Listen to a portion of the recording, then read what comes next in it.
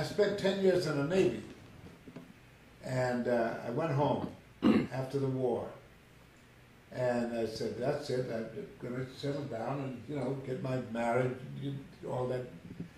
And I started going to this, my mother said after a couple of weeks, well, you know, and I said, oh yes, I got to get a job. So I started going down there, and there's all these people going into Winchester Repeating Arms and the New Haven Clock Shop and to do this and do that. And I couldn't see myself doing that at all. And I'd take my lunch and go down a movie or see the, you know, go down and by the park and feed the birds. And one day I said, that's it. I don't know anything else except Navy. I said, what the hell, I'll go back and do my other 10 years and get a pension. At least I'll have something.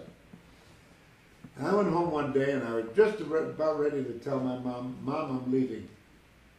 And she looked at me and said, Ernie, what's the matter? And I said, she said, you know something?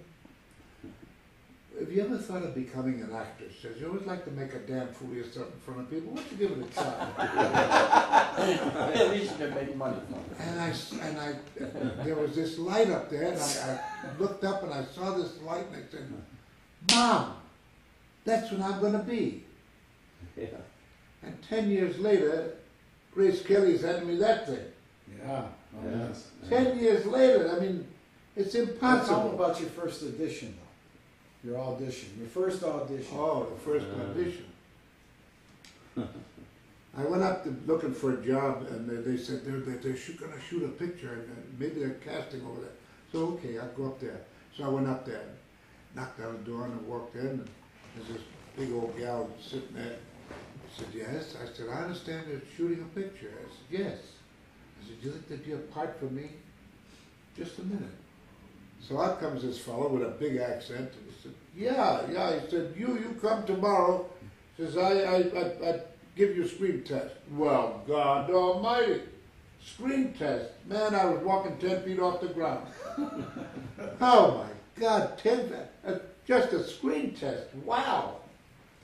So the next morning I go, and I open up this door, and there's about 714 people ahead of me. And this guy looked up from the camera and he said, you come back 2-3 hours. He said, I'll fix you up. So now I had a dime in my pocket to go back on the subway. Where are you going to go with a dime in your pocket? I couldn't even spend it because the only way to get home. So I walked and finally I saw St. Patrick's Cathedral on Fifth Avenue, and I said, well, I'm a lousy Catholic, but I said, what the hell, I'll take a chance. So I walked in. That's an oxymoron. Yeah, you know. I walked in, and there's the man standing there, you know, and I said, hey, I'm a terrible Catholic, but I said, please, you know, help me. Okay. I go back. I'm the very last man to be taken in. Here, the fellow says, all right, just sit on a stool over there. He said, just say one word. He said, I'll take your picture. Roll the camera. I said, sir, what do you want me to say? Well, he just said, say the word shit. What? And he said, no. He said, when you say the word shit, it makes you smile. You got good smiles. You say, shit. I got the part. And I was thinking to myself, me, what happened in that church? Yeah.